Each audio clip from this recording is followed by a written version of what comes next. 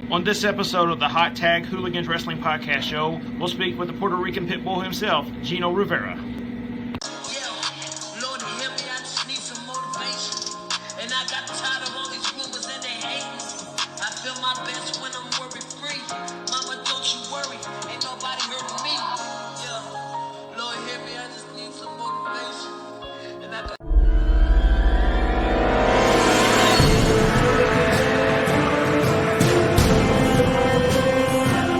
All right, guys, welcome back to the Hot Tag Hooligans Wrestling Podcast Show. Tom is here along with a very special guest tonight, Seville the Thrill himself, the Frank Sinatra of the Spanish Mafia, the Puerto Rican pit bull, Mr. Gino Rivera. Gino, how's it going? I couldn't be happier. I am healthy. God is good. I'm in a great space right now, and I'm so excited for wrestling right now. I'm excited to get back into wrestling. I've been off for a few months, as other wrestlers have been as well. And I'm just living in a la-la land right now because I'm looking around this office of mine, and I'm sitting in front of my childhood as my childhood looks at me, you know what I mean? And I'm interviewing with you guys. So what's up with you guys? Anything fun going on?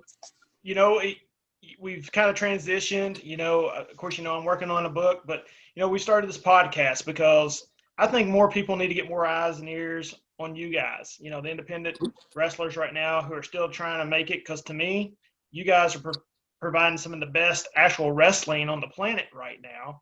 So it's an honor for us to actually have you here with us as our actual guest for the second episode of our podcast.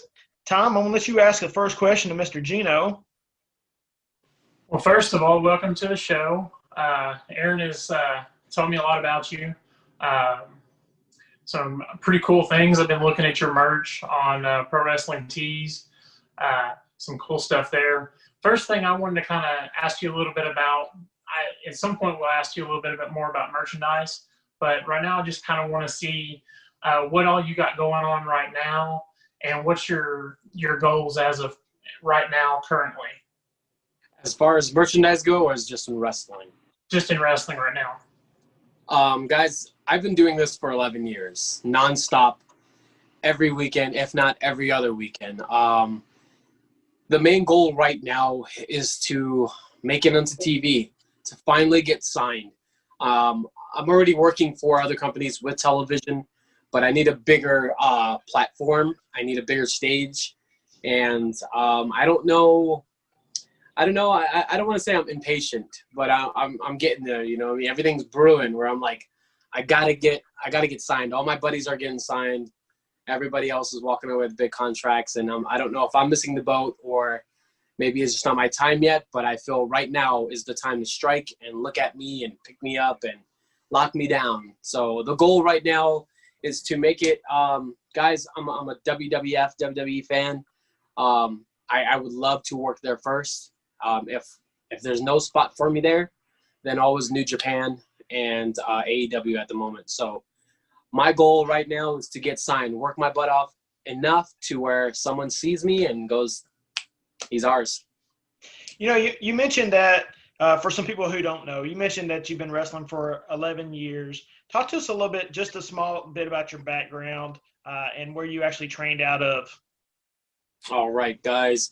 So I am from Santino Bros Wrestling Academy, and Joey Chaos from XPW. It was the West Coast ECW at the time. He was one of the main stars on that from that company, and of course, things didn't work out in the long run. That company either went out of business or just stopped running. And these guys were left on the scene without work. And, of course, independent work, but, WWF wasn't looking at any of those guys, and he decided to jump into training and start, preparing for the future, you know what I mean? And I was one of those guys. I was of class 1 and 2 in 2008. And it was actually in a backyard. I saw a wrestling ring for the first time. Right in front of my face, and I knew that once I saw the guys rolling around, when I had my little orientation, I knew this is what I was supposed to do. I was meant to do this, and there was nothing in the world that was going to stop me from signing that little piece of paper that says, yes, I give you consent to kick my butt. All right, let's do it. And I started training. You know, you talk about how busy you are, but you know, with your character, like in the intro, you have so many nicknames. Yes. I'm going to ask you a specific question here. How do you come up with all of your nicknames? Do other people help you with that? And which one is your favorite? Currently, I have two favorites. So let's talk about that. My favorite nickname I gave myself was the Frank Sinatra of the Spanish Mafia. And people go, well, what does that have to even do with wrestling? Like, why do you call yourself? Most people are like, you know, the strong man Billy Bobby or whatever, or muscle man Jimmy Jacobs or whatever it is. For me, it was Frank Sinatra of the Spanish Mafia. I like rap music, and I heard a rapper from New York. His name is Fat Joe, and he said something of, you know, he's the Frank Sinatra of the Spanish Mafia. And I heard that, and I was like, that's pretty nice, you know what I mean? And I remember a lot of people, they love the way I come into arenas. Like, I'm very flashy, I'm very flamboyant, I'm very big and out there. I come in suits, colored suits. I have big watches and nice earrings, and I smell good. People, every time somebody hugs me, they go, oh, Gino, you smell so good. And they hold me even longer because they want to smell, you know, and they're like, what do you use? What kind of cologne do you have? And I never tell them. But everybody says that when they know Gino's here, when you can smell that certain cologne. So I took that as the Frank Sinatra of the Spanish Mafia, which Frank Sinatra, if you guys know, was just a smooth guy, man. Everything he did was smooth, classy. He has so much respect. And for me, I feel like I have that from my peers. So I gave myself that. I'm Puerto Rican. I run the Spanish Mafia, which is not so much a bunch of Latin guys running around doing hits and stuff in the street. It's more of like my people, you know, the Spanish people. We are a mafia. We are one, you know what I mean? So gangsters always, you know, have this thing of like, oh, they have guns and bandanas and gang signs, you know what I mean? If you look at the old school mobsters, they dressed really classy. They wore suits. They never disrespected children and mothers. And I felt like taking just that whole the suit game and being such a badass, excuse my language, and picking a guy that had a lot of respect and then dubbing myself as the Frank Sinatra of the Spanish Mafia. That's me, Gino Rivera. You know what I mean? It just comes with so much class rather than Thunderbolt Gino Rivera. Okay, cool, whatever, you know? So I didn't choose that. And then the second one is called the Al Pacino. I'm sorry, I'm messing up my own little thing. What was it? I can't even think because I'm so the Latino Al Pacino, because Al Pacino, I love his movies, and one of his famous movies were, can anybody tell me? Scarface. Scarface, exactly my favorite. So the Latino Al Pacino, I'm that guy. You know what I mean? Exactly how you see him, that's me. And I took those two because it's different than, you know, I don't know, like calling yourself big time Bobby Joe. It's just so plain. I wanted something different, something that people would laugh or chuckle or giggle or smile about and be like, ah, what's this kid know about Al Pacino? What's this kid know about Frank Sinatra? You know, something to, you know, relate to. And as far as my other names, I just came up with along the way. You know what I mean? My trainer, Joey Chaos, when we were wrestling on the mats, he made us do shoot fighting, which meant you have to tap your guy out the very first day of our training. So we were like choking each other out, and the winner, you know, just kept going on through the gauntlet. And he loved my style so much. He just was like, oh, look at him. He's a little chihuahua. No, he's a little pit bull. Look at him. That's his name. The pit bull. Look at him go. And I was just so, I loved it so much that I just ran with it. I was like, I'm the Puerto Rican pit bull, until I had to fight with 10 other people who had that name.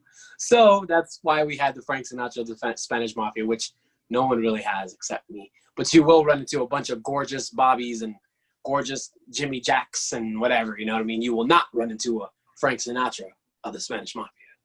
You know, when I talked to you for the book, I told Tom, I said, he's one of the most likable guys. You know, if you lived around here, I believe you and I would be like the best of friends. You're just so down to earth. But when you get in that ring, you turn that switch into those characters. And you are ruthless, my man. You are ruthless. How do you go through that process? I can't remember the fight, but it was a clip online of Mike Tyson, and his opponent was rocking side to side doing this. I don't know if you guys ever seen it, but he was rocking side to side, and Mike Tyson didn't move. The only thing that moved on Mike Tyson were his eyes. So every time that guy would move, Mike Tyson's eyes would go. And everybody asked, well, why was he doing that? And it was called intimidation. I remember being inside of a ring one time, and a guy wouldn't take his eyes off of me. He totally came out from the entrance, walked around the ring, and I'm staring at him, and he would not take his eyes off of me. And this guy in the back was such a sweetheart, man. He was nice, right? And I'm like, oh, I'm going to kick this guy's butt. And then he just went, bam. The music hit, and his eyes would not leave my body. Gets inside the ring, he stares at me, and I'm like, this guy's going to kill me. Like, what's going on? Like, and I took that from him.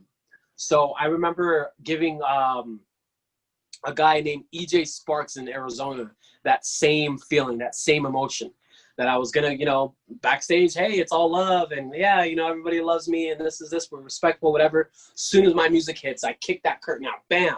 And then I look at him and I did not take my eyes off of him. I get into the ring and he would talk to me. He would say something, to do all this, blah, blah, blah. And I didn't say not one word. I just kept staring at him, letting him know that I am not here to play around. I'm here to freaking beat you up. And ever since then, it's just been something I like doing. It's an intimidation factor, you know what I mean? I turn that switch all the way on. I let you know that, hey, I'm here to fight, you know what I mean? And they didn't call me the pit bull in training for no reason. They don't call me the pit bull now because it's just something I like doing. It's an intimidation factor, and it gets the best of them. Some of the wrestlers after the match are like, man, in the beginning when you came out, bro, I didn't know what was going to happen. And I love that feeling. So, what's your thoughts on the kayfabe aspect of things as far as for you? Do you like to try to, when you can, stay in character, even though you're not working? Or are you completely like new generation where, your home life's your home life, your social media is your, how do you think that plays into your career? And do you think it's actually a factor? And what are your thoughts on it? My thoughts on kayfabe, it's like 50-50, okay? Coming up in the business in 2009, kayfabe was still there, you know what I mean? And I was always told to stay in character, keep your mask on, because I did wear a mask back in 2008, 2009 for a couple of years. And I would take it off, and people would get upset and be like, put your mask back on. Don't let anybody see your face. And I was like, but the show's over. I didn't understand kayfabe, you know what I mean? And during my tenure of wrestling, like, it was just like, I understand why people do it, but it's a new generation now. It's social media. Somebody can catch you at a local Olive Garden without your mask on and snap a picture of you. Like, we've all seen Rey Mysterio's face. We've all Googled his face. We've all wanted to see people like that. But guys like El Santo and you know what I mean, and all those other guys, like, you've never seen their face because social media wasn't around back then. Nowadays, you can see whatever you want. You know their names. You can find their address. You can find their training facilities. It's just a different time. So with kayfabe being broken, to me, kayfabe is dead. I found that out the first 9 years of my career when all the boys were making money. All the baby faces were making money selling their merchandise. And I was always told, heels don't sell merchandise, don't worry. And then I would go, well, I'm not making as much as these guys. I'm going to need extra money in my envelope. Well, I can't give you that. Well, then why can't I sell my merchandise? Because heels don't do that. And I finally said, F that. I'm going to sell merchandise. And when I started selling merchandise, I was making more money than all the guys on the table, including the guys that would get released from their contract from bigger companies. And I'm like, yeah, this feels great. I'm a heel in the ring, but a show's a show. And there are people that cheer for the heels. For me, I always loved heels. I loved Macho Man in WCW. You know what I mean? I loved The Rock when he was a bad guy. I loved Taker through and through when he was a good guy or a bad guy. I still bought his merchandise. I bought his action figures. I bought his posters and T-shirts and stuff like that. I didn't care if they're bad guys or not. So it all comes down to being done with the main event, and then having a long line of kids going, I had so much fun watching you. I love to hate you. I can't wait to see you again. And am I going to turn those guys away because they're fans? No. So kayfabe to me is completely just, it's dead. I respect it. I respect the guys that do, my peers that will not take off their mask when they come into a locker room, will not take off their mask after the show. They'll walk to the car with their mask on and drive away with their mask. And I respect that. That's cool.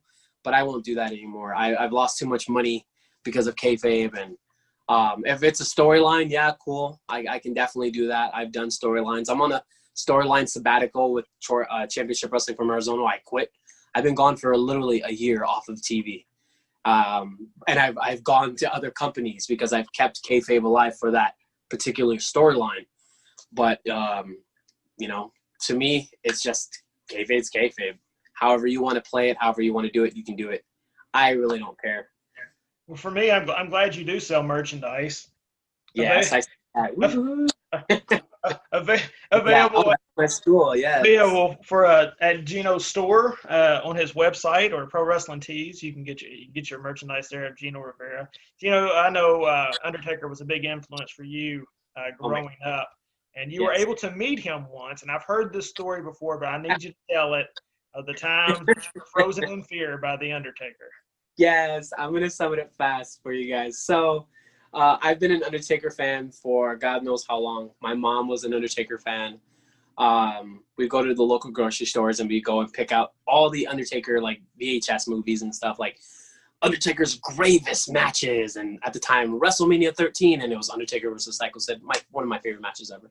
Anyway, years later, I got into the wrestling business and I was like, I'm going to meet the Undertaker one day.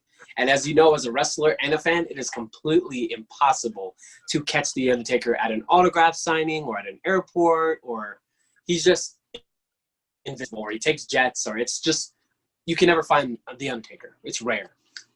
I was gifted a ticket and it was $350. And there was a chance to meet the Undertaker, and I didn't believe it. I was like, oh my gosh, like what? Like somebody gave me this, you know what I mean? And then I was gifted another ticket, which is like, okay, a meet and greet as well. So you get like an autograph figure and you get to meet the Undertaker. And I was like, I'm gonna take this.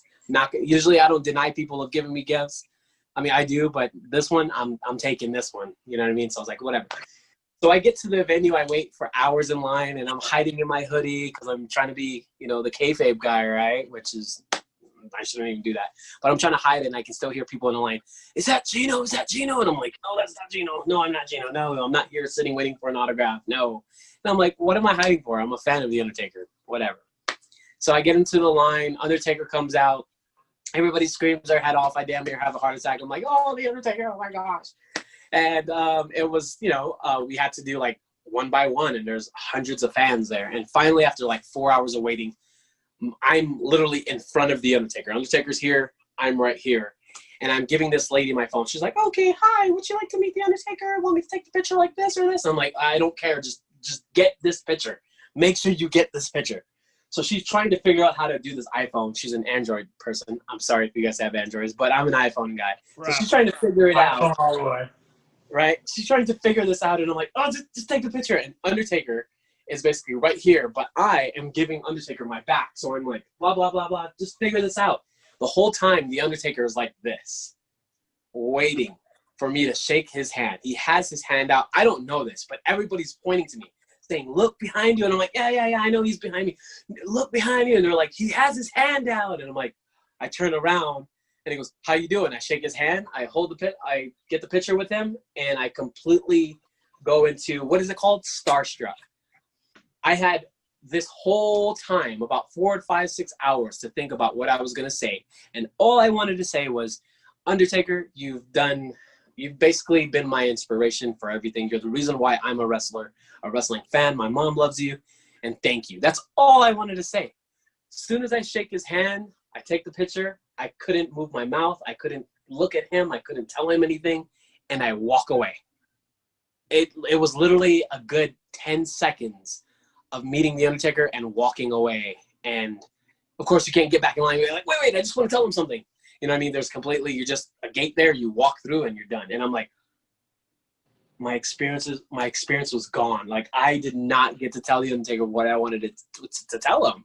And I was so, like, just angry with myself. I'm like, of course I got the picture and whatever, but I was just like, I didn't even get to say thank you or look at him directly and be like, man, thank you. I was so starstruck and so occupied with this lady and her phone and fans, whatever, you know, distracting me. And it was just, it was an okay experience. You know what I mean? I just wish I would have gotten that moment to say thank you, because he is my all-time favorite, my idol, and I love The Undertaker.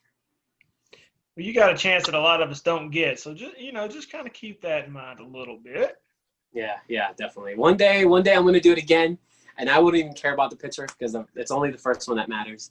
After a while, it's just shrines now. But I'm just going to be like, I don't even want a picture. I just want to tell you, Undertaker, thank you. And you know what?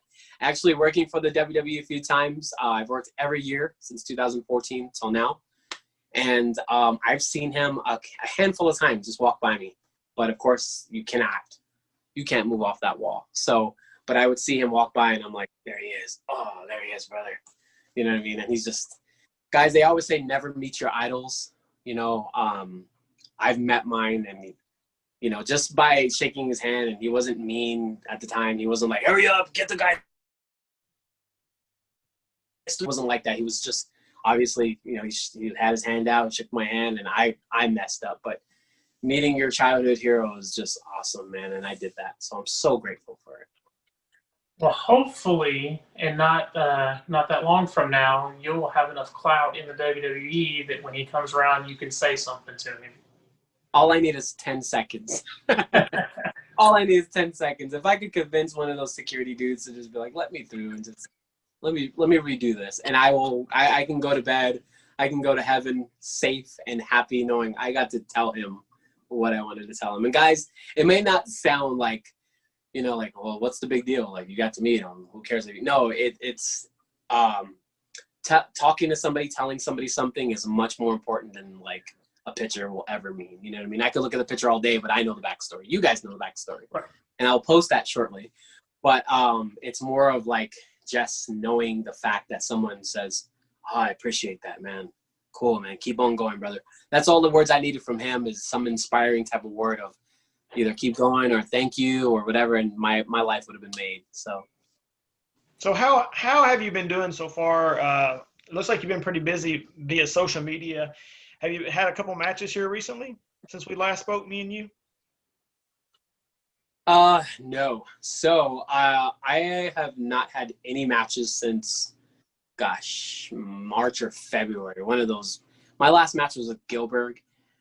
WWF Gilbert. I'm sure you guys are aware of him, the Job Squad. And then funny, a few weeks later, I was working with the WWE and they said, hey, you're going to walk Goldberg out. And I'm like, who's joking? Who's messing with me? Because I just wrestled Gilbert. Now I'm walking Goldberg out. What are the odds of that? Anyway, so I haven't had a match since March or February of that time. I worked for AEW in March, but it was like backstage stuff. I do have my school, Off the Ropes in Albuquerque, New Mexico, where I have a bunch of students come in and we do training matches. We roll around. I'm still staying in shape, still, you know, doing my ring cardio and stuff like that. And I've had events come up. I've been plastered all over everybody's flyers. And then all of a sudden, a week later, you'll see canceled everywhere from Texas, Oklahoma, Nevada, California, Hawaii, just Florida, everything canceled since COVID, which sucks, but hey, we got to be safe. So, yeah, I have a few things coming up, but I don't know if they're going to go through. I'm crossing my fingers.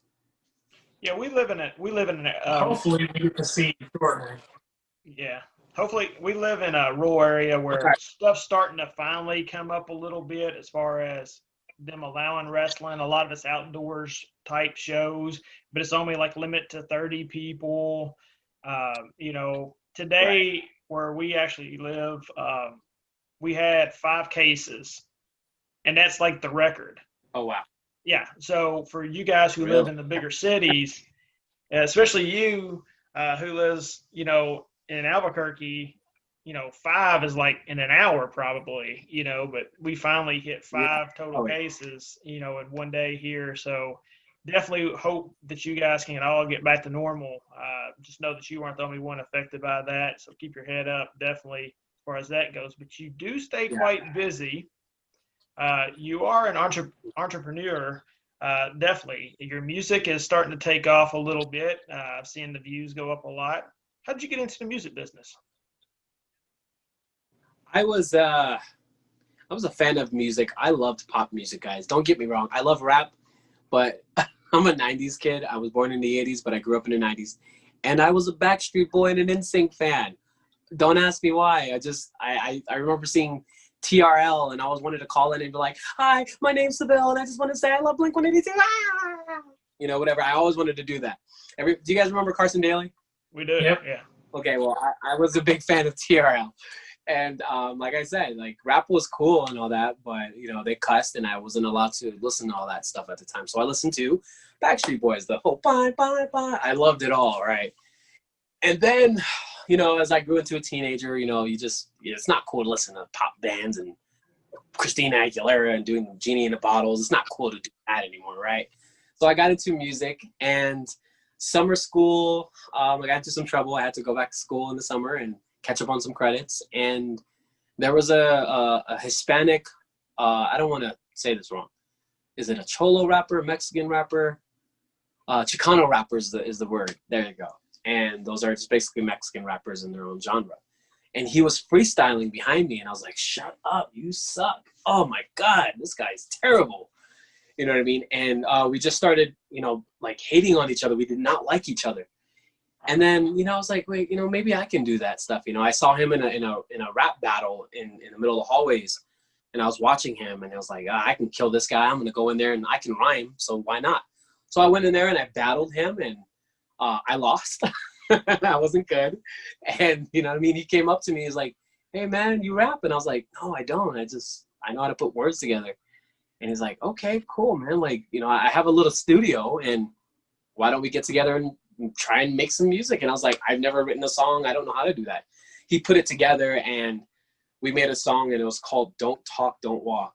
That was my first song ever, and it's somewhere on YouTube, and it's terrible, but it's a good laugh if you guys want to check that out. It's "Don't Talk, Don't Walk," Seville Alvarez, 2004. Oh, it's terrible. But I got into it from freestyling with my buddy Clever One in Anaheim, California. And he still does, you know, a little bit of music on the side, and I took it up a notch where I'm like putting albums out, mixtapes, singles, music videos. I used to sell myself in a CD until it was not okay to sell CDs anymore. Now I put it on flash drives, and if I'm at shows, you'll get like my album with a few like wrestling pictures and a match with it. So you're not just buying my music, you get like a whole package on a flash drive. And believe it or not, people buy those flash drives, and they're like, "Wow, I didn't know you had all these Easter eggs." I'm like, "Yeah, it was worth it, right?" Yeah, cool. Lots of people will be stealing that idea. But yeah, I just got into music, and I do it for fun. I never really wanted to be a rapper. I never wanted to be a musician or make beats or do videos. I just was like, okay, what do I got to do to get famous so that I could be like, "Hey guys, hi, I'm not really a musician or a singer, but I am a wrestler. So I want you to check that out because that's what I'm doing this for." That was always the goal, is how can I get famous enough to go, "Okay guys, I am the best horse jockey, but I'm actually a real wrestler. I'm only doing this so you guys can see that, to look at this." So I was always looking for different avenues to do that. But I do love music. I can definitely put together a song in less than a half an hour, which is impossible to do. Got my own little home studio here. I love it. I'll work with anybody. I rap, I sing, I do it all. Yeah. We love your music. As a matter of fact, our opening to our podcast is your song "Lately," an excerpt from that. So thank you very much for actually allowing us to use that, by the way. Thank you, sir. Little coverage on that song. That was probably the most honest, real, and heartfelt song that I've ever written. And I've written over 300 songs since 2004. I have over 18 mixtapes. I have 12 music videos. I got a music video coming out shortly, I believe by next month. Guys, that song was so hard to write because it was everything, and every sentence was legit. A lot of rappers are they throw in fabricated stories and things they've never done. I've never been about that. But that song was just one of the most emotional songs that I've ever written. The video was actually filmed in one of the scenes from Transformers. They're running through a building, and I took that building. We actually hopped the fence, me and my video guy, and we went in that building, and security was lurking around, but we stayed really quiet. And you got to ask, well, how do you stay quiet shooting a music video? Well, we had like a little speaker box of my song, and I just lipped the words, and he had his little handheld, and we shot that whole video in like 10 to 15 minutes, and we did it like 4 times, you know what I mean? And we got the hell out of there because it clearly says, trespassers will be prosecuted, and we're like, we're not gonna pay that fine or go to jail because we want to make a video. But we're like, you know what the hell, let's just do it. So we did. But that song was just talking about my brother who was murdered in 2014, and my biological mom, my adopted mom, just my life. So whenever I hear that song, it's very, very emotional for me, and I love it. It's one of my favorite songs. Yeah, definitely. Talk about behind you there.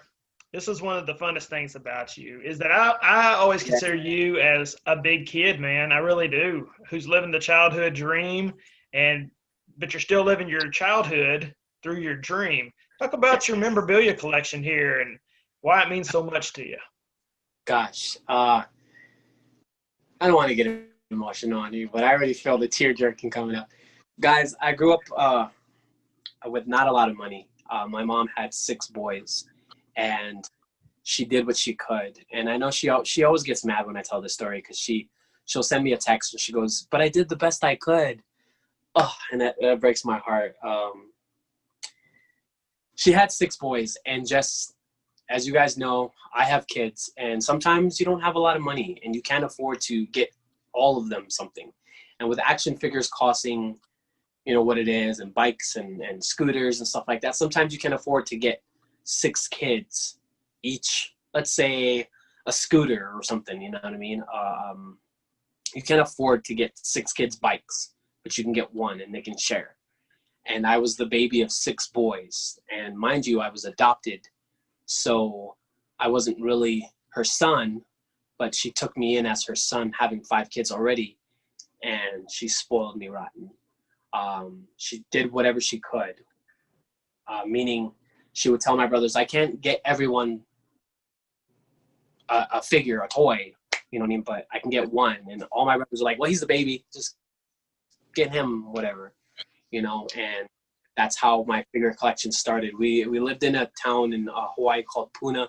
We go down to Hilo, and there was a place called the Prince Hill Plaza. And in that plaza was called KB Toys. And I don't know if you guys know KB Toys. I could be too young. Yeah. No. We have one here at the mall. Okay, so KB Toys was like the hottest thing out. Toys R Us was cool, but nothing beat KB Toys. I still love KB Toys. Please come back. Anyway, we'd walk past the store, and I'd always see Bret Hart, the very same Bret Hart I have right up there. And he was just sitting there, and I'd be like, Mom, I want one. And she would tell me, I can't afford to get all of you guys that. I can't get you that. No. So we go past it, and we go past it again. And I'd be like, Mom, just please, I want one. And she'd just be like, oh, let's go. You know what I mean? Here, just get one. So I would get one, but I couldn't get the whole set, the whole series, but I was able to get one. All my friends, they'd come back and they'd have a whole handful of all the figures that come out, the WCW figures, the ECW figures, and I'd just be sitting with my little gold dust or whatever, And my mom did what she could with whatever money she had. So whenever people ask, and collecting memorabilia is not like a cool thing, I guess, to some people.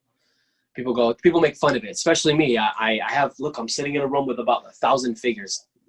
You guys can't see behind you, but I'm sitting in a room with a bunch of figures, and of course that's a nerdy thing to do, right? It's like, oh, you watch Star Wars, you're a nerd. Oh, you collect toys, you're a nerd. That's not really something that gets the chicks, the guys, whatever. For me, I've always been that kid, and I've never been ashamed of my collection. And some of the stuff in my office still today is some of the stuff that my mom got me when she didn't have a lot of money, and she would skip bills to make sure that I had something like a figure or a videotape. And I still have my VHSs behind me as well, or in front of me. But my mom basically, moral of the story is she didn't have a lot of money, but she spent it on the figures that she could. And she always tried to make me happy. And she did, you know what I mean? And I just carried on that tradition of, I'm looking to collect. I'm going to collect and collect and collect. And I never stopped. Right now I'm old enough to make my own money. And I get a lot of questions going, why do you still collect toys? You're 32 years old, dude. Grow up. And I go, I'm trying to catch up on my childhood. And that's the biggest statement I always say. I'm trying to catch up on the things that I didn't have, the things that I lost in my childhood. And I am, and I have. And I'm just so happy that I can do that. And my children can actually experience all the stuff in my room, and they love it. You know what I mean? But like I said, I one of my favorites, you know, like I said, Bret Hart was sitting in Toys R Us waiting for me. Oh, there they all go. But this one was waiting in Toys R Us for me, and I could never get it, you know. And I finally got it at 32, you know. And I have another one, The Undertaker, you can't really see, but that's the autographed one that he got me. Or when I met him, he signed or whatever, and I got all starstruck. But some of the figures I have here, they're just me catching up on my childhood, and it makes me happy.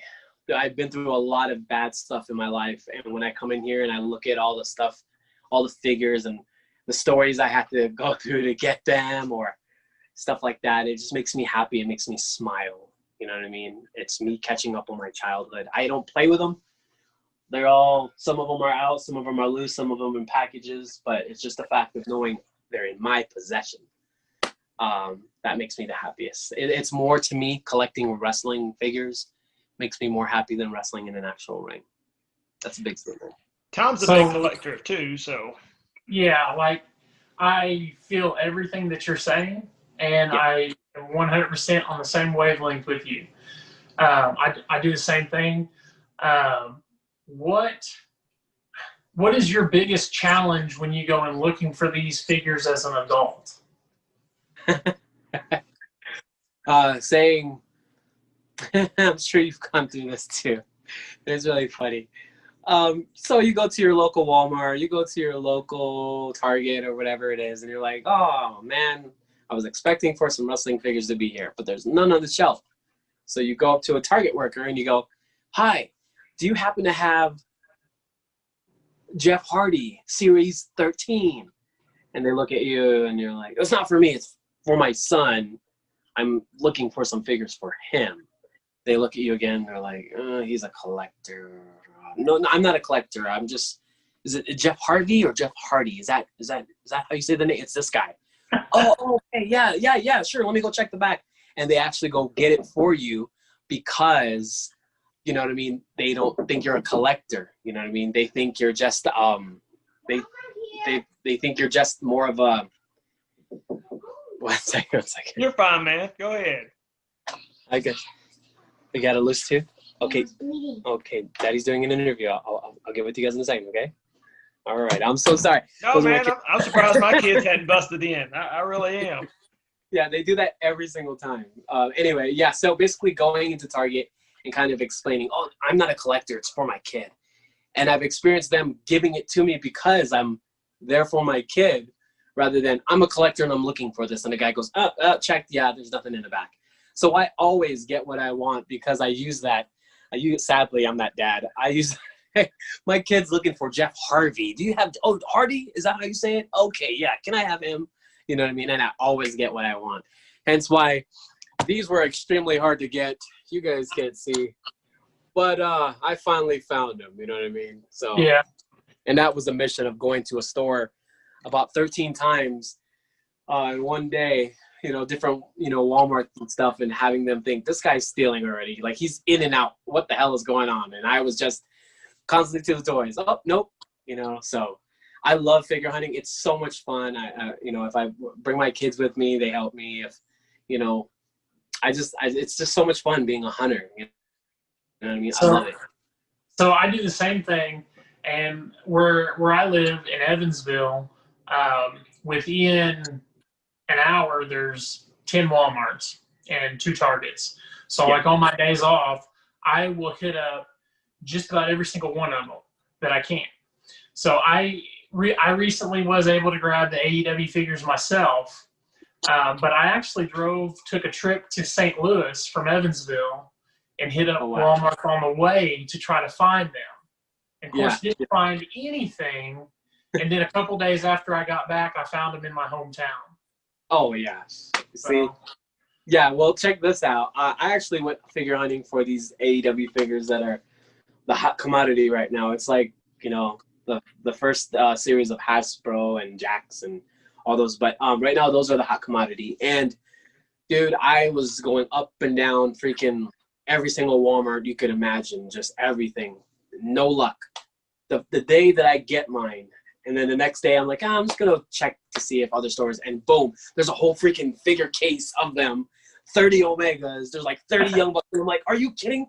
Why didn't I just wait? You know what I mean? And I got into that experience a whole bunch of times where now I'm like, even when I order from Ringside Collectibles, you know, I'll order something and I'm just going to go, I'm going to browse over here in the figure collection. And I'll go, and I'm like, I paid $40 when I could have just paid $9 for this, blah, blah, blah. It happens to me all the time.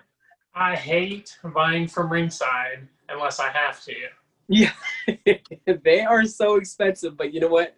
Sometimes I'm like, I'm not gonna fight with anybody for these. You know what I mean? I bought recently a Bray Wyatt that sits somewhere up there, and gosh, he cost like $40, and all of a sudden, next thing you know, he's in the Target for $11.99, and I'm like, oh.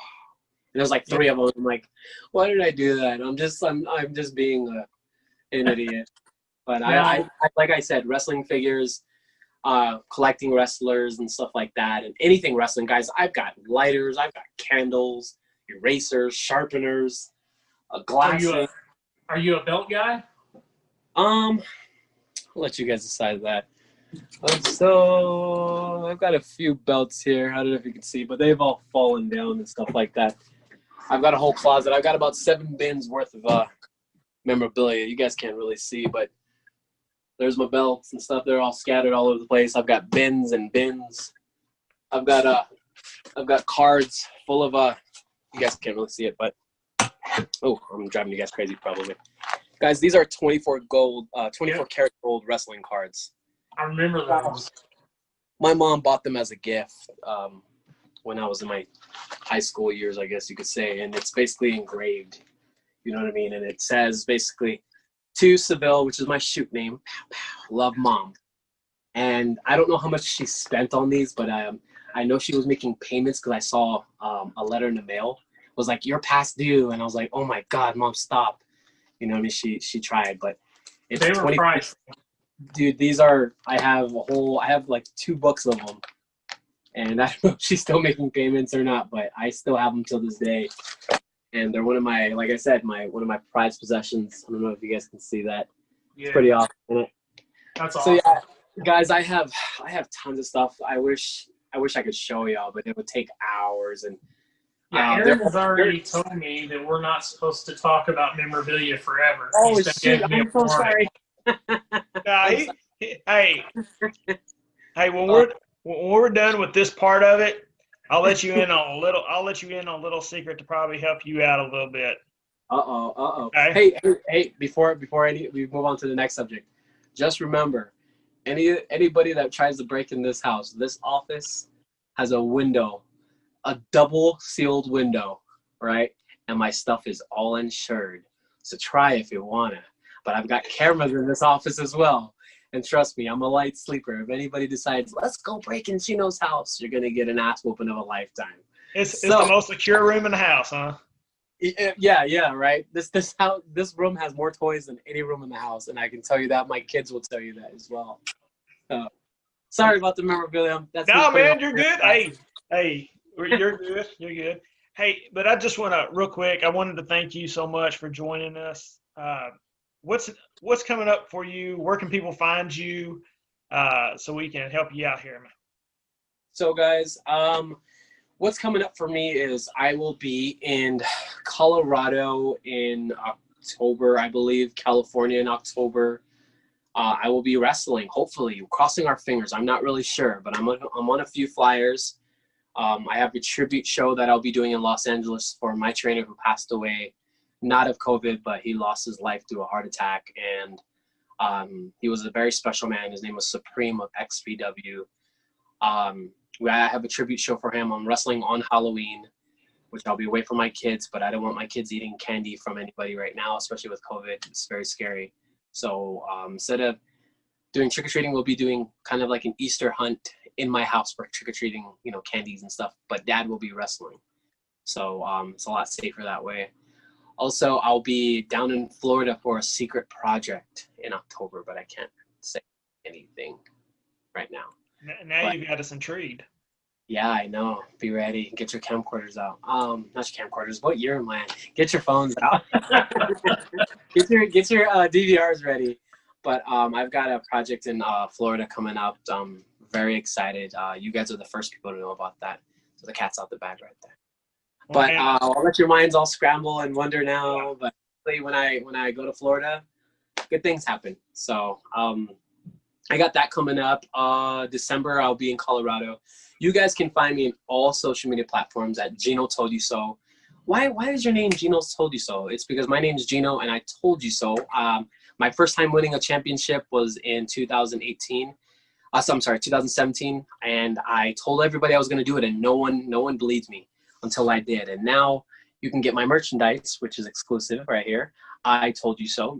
And my new shirt here. And guys, yes, Pro Wrestling Tees is awesome. They're cool, but I'd rather you come through me. That way I get all the benefits, all the money, and Pro Wrestling Tees doesn't throw me $6 for a shirt. So if you order a shirt, come through me. I can make it. I actually made this myself. So, I can make all my merchandise. You can check me out on Twitter, Instagram, Facebook, MySpace. I'm just kidding. But you can check me on there. And guys, I'm always active. Check out my YouTube channel. I upload matches, content, my traveling vlogs, promos for nothing. I have my classes, my students cutting promos. Guys, anything. If you mention Gino Rivera's name on video, I'm taking that video and I'm uploading it to my my YouTube. So there's a lot of cameos there where somebody just said, "Oh, I hate Gino," and I'm like, "Oh, stolen." As long as you mention me, you're gonna get up on that YouTube channel, no matter what you do. If you're in my shirt, you're on there. If you're making videos about me, recording, you're on there. But guys, I'm really big on social media. You can follow me. You can talk to me. I love talking to the fans. I'm not really that mean in person than I am on TV and in the ring. So I'm a really cool guy. Just want to thank you guys so much for giving me this platform, this time to show my nerdiness and my cool side. Because I am a cool guy. I'm not always mean, but I am a nerd as well. Man, I think the world of you. I see big things in your future. We've talked candidly for a while, and yes, Gino will be in my upcoming book that will be out before Christmas, everyone. So make sure to check that out as well. Awesome. But definitely one of my favorite guys around right now.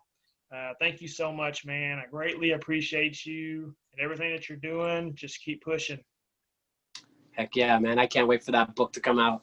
There's going to be some heavily promoting on that. I've already got promo ideas of how I can do videos. And if you've ever seen me do a promo for a piece of merchandise, it's usually entertaining and something fun and something silly just to get people's attention. But I'm excited for that book, man. Just I know I'm not the only wrestler on there, right? There's other guys, but I'm extremely excited for people to read my chapter.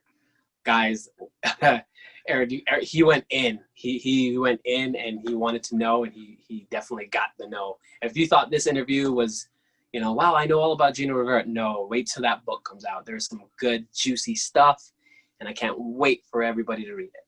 Yeah, I appreciate that, man. I sent Gino his chapter to give him a little tidbit of it, and it meant a lot. The words that you said back to me, it truly did.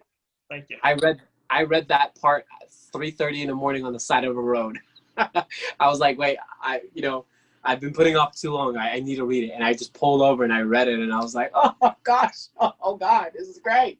So dude, I'm so excited. I put on my personal Facebook, you know what I mean? Like, this is coming out, and my family's like, ooh, what are you gonna say that we don't know? And I'm like, there's a whole lot we don't know, but wait. He didn't tell anyone's dirty secrets. Just no. calm down, Yeah. family. Calm down. Names are withheld. Don't worry about it, but you'll love this. So, it's so awesome to do. I've never done anything like that, but I've done interviews and stuff like that, and people have stolen like my bios and put it in a book, and I've been part of the PWI or whatever that's called. But no one's ever actually dug into my story of just me, getting to know me, who's beyond Gino, Seville Alvarez as a wrestler. And man, did you go in on it. And I'm so proud of that piece. It's something that I'm probably going to print out and frame on my wall along with my WWE checks that I've gotten. You know what I mean? It's going to be a lot of fun. Oh, I'm gonna try to do a rare chase version with everyone autographed in there.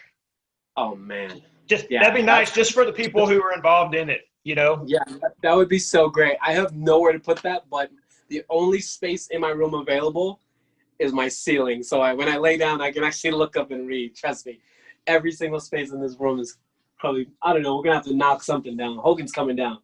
But, somebody's coming down. I don't know. Well, man, I appreciate you greatly. Thank you for joining us this week. If you need anything from us, by all means, let us know. If anything new merchandise coming out, we'll be glad to help you out with that. Thank you so much, Gino. Hey, Thank you very much. Promise me one thing before we leave. Sure. You'll check up on me, and we'll see in maybe a few months, a few years, whatever it is. We'll see where we're at. Oh, absolutely. We're going to have you on again. Hey, Gino, I'm going to be reaching out to you real soon because I'm going to need that Puerto Rican pit bull shirt in a jumbo size. Oh, I got it. Trust me, I've got it in all sizes from little girls to big dudes to bodybuilders. I've got it. I can make it. There's no size I can't make, man. Trust me. Got you. All right, man. Thank you very much. Hey, guys. Thank you.